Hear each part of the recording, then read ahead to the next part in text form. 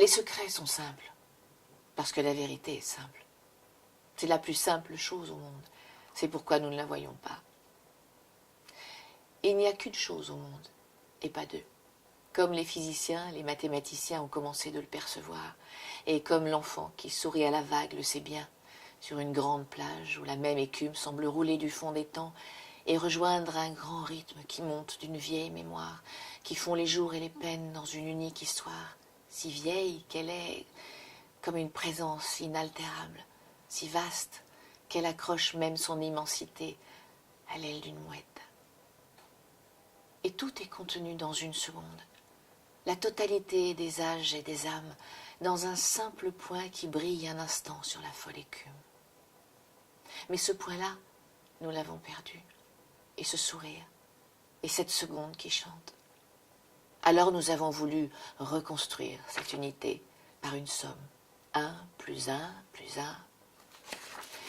Comme nos ordinateurs, comme si la collection de tous les savoirs possibles, sur tous les points possibles, finirait par nous rendre la note juste. L'unique note qui fait chanter, mouvoir les mondes et le cœur d'un enfant oublié. Cette simplicité, nous avons voulu la manufacturer pour toutes les bourses. Et plus nos boutons savants se multipliaient, simplifiaient la vie, plus l'oiseau s'envolait. Et le sourire, même la belle écume est polluée par nos calculs. Nous ne savons même pas très bien si nos corps nous appartiennent. Elle a tout mangé, la belle machine. Or, cette unique chose est aussi l'unique pouvoir, parce que ce qui brille en un point brille aussi dans tous les autres points. Ceci étant saisi, tout le reste est saisi.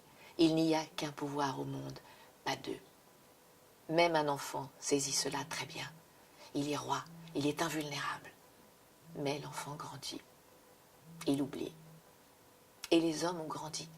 Les nations, les civilisations, chacune cherchant à sa façon le grand secret, le simple secret. Par les armes, les conquêtes, par la méditation, la magie, par la beauté, la religion ou la science. Et à vrai dire, nous ne savons pas très bien qui est le plus avancé, de l'ouvrier de l'Acropole, du mage de Thèbes ou de l'astronaute du Cap Kennedy, ni même du moine de Cîteaux. Parce que les uns ont rejeté la vie pour la comprendre, les autres l'ont prise sans la comprendre, et d'autres ont laissé une trace de beauté, et d'autres une traînée blanche dans un ciel pareil. Nous sommes les derniers sur la liste. C'est tout. Et notre magie, nous ne la tenons pas encore. Le point, le tout petit point puissant, est toujours là, sur la plage du grand monde. Il brille pour qui veut, tel qu'il était quand nous n'étions pas encore hommes sous les étoiles. Pourtant, le secret, d'autres l'ont touché. Les Grecs l'avaient peut-être, les Égyptiens aussi, et certainement les rishis des temps védiques. Mais il en est des secrets comme des fleurs sur le bel arbre. Ils ont leur saison, leur obscure poussée, leur éclosion soudaine. Pour toute chose, il est un moment. Même pour la conjonction des astres sur nos têtes et le passage du cormoran sur le rocher blanchi d'écume. Peut-être même pour cette écume un instant jaillit au rythme de la vague. Et tout se meut selon un rite unique. Et de même pour l'homme. Un secret, c'est-à-dire une connaissance, c'est-à-dire un pouvoir, a son temps organique. Et une petite cellule isolée, plus évoluée que d'autres, ne peut pas incarner le pouvoir de sa connaissance, c'est-à-dire changer le monde, accélérer la floraison du grand arbre, à moins que tout le reste du terrain évolutif ne soit prêt.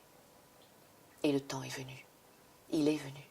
Il bourgeonne partout sur la terre, même si l'invisible fleur est encore comme une pustule vénéneuse. Les étudiants de Calcutta décapitent la statue de Gandhi. Les vieux dieux s'effondrent. Les esprits nourris d'intelligence lancent des cris de destruction et appellent les barbares des frontières, tels les anciens Romains de l'Empire, pour briser leur propre prison. D'autres appellent les paradis artificiels, n'importe quel chemin, mais plus celui-là. Et la terre âne et gémit par toutes ces crevasses, ces innombrables crevasses, par toutes les cellules de son grand corps en transformation.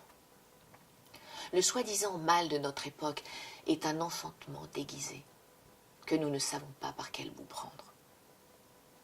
Nous sommes devant une nouvelle crise évolutive, aussi radicale que dut l'être la première aberration de l'humain parmi les grands singes. Mais puisque le corps terrestre est unique, le remède est unique, comme la vérité, et un seul point transmué transmuera tous les autres. Or, ce point-là, il ne se trouve dans aucune de nos lois à améliorer, aucun de nos systèmes, de nos sciences, nos religions, nos écoles, nos ismes de toutes les couleurs et les odeurs. Tout cela fait partie de la vieille mécanique. Il n'est pas un seul boulon à resserrer, nulle part, ni à ajouter, ni à améliorer. Nous sommes au grand complet de la suffocation. Et ce point-là, il n'est même pas dans notre intelligence. C'est elle qui a combiné toute la mécanique, ni même dans une amélioration de l'humain, qui serait encore une glorification de ses faiblesses et de ses grandeurs passées. L'imperfection de l'homme n'est pas le dernier mot de la nature, disait Sri Aurobindo, mais sa perfection non plus n'est pas le dernier pic de l'esprit. Il est dans un avenir encore inconcevable pour notre intelligence, mais qui pousse au cœur de l'être, comme la fleur du flamboyant quand toutes les feuilles sont tombées. Du moins existe-t-il un levier du futur si nous allons au cœur de la chose.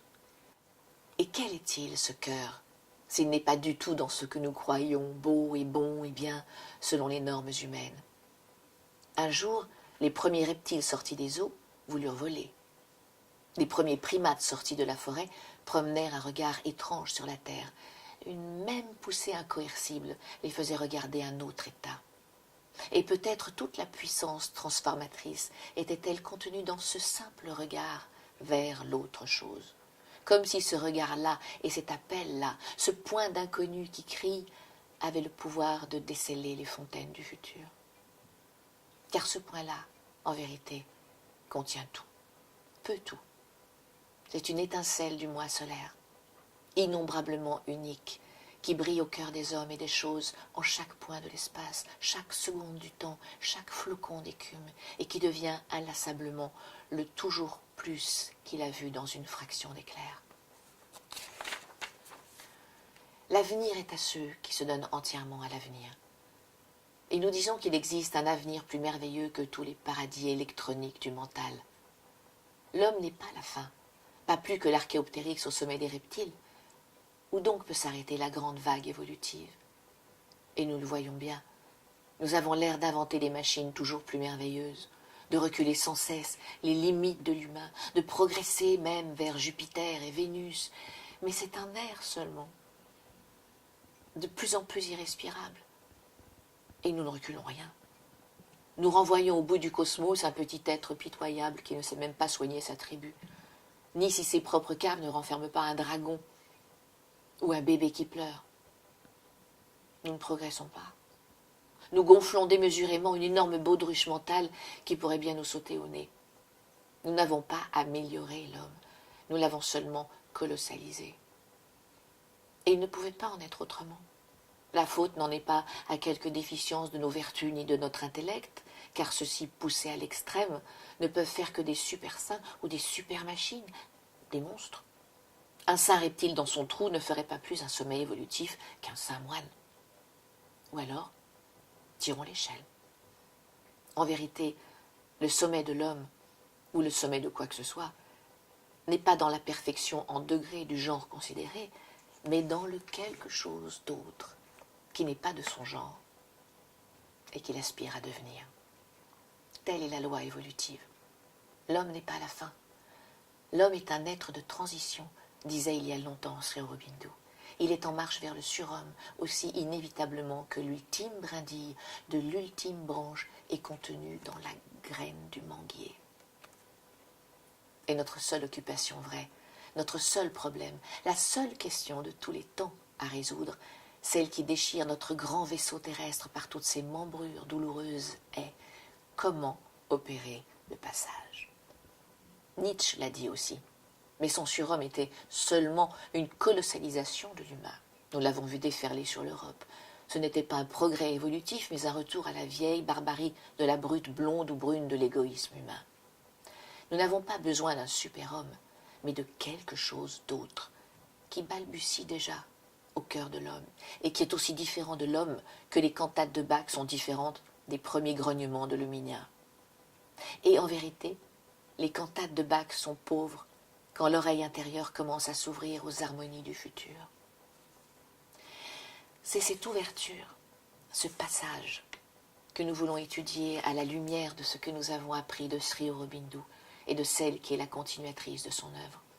C'est le modus operandi de la transition, afin que nous puissions nous-mêmes saisir le levier et travailler méthodiquement à notre propre évolution. Faire de l'évolution expérimentale, comme d'autres tentent de faire des embryons en éprouvettes qui n'entendront peut-être que l'écho de leur propre monstre. Le secret de la vie n'est pas dans la vie, ni celui de l'homme dans l'homme, pas plus que le secret du lotus n'est dans la boue où il pousse, disait Sri Aurobindo. Et pourtant, et cette boue, et ce rayon de soleil se mêlent pour faire un autre degré d'harmonie. C'est ce lieu de jonction, ce point de transmutation qu'il nous faut trouver. Et alors nous redécouvrirons peut-être ce qu'un enfant tranquille sur une plage regardait dans un flocon de folle écume, et la suprême musique qui tisse les mondes, et l'unique merveille qui attendait l'heure. Et ce qui paraissait une impossibilité humaine deviendra comme un jeu d'enfant.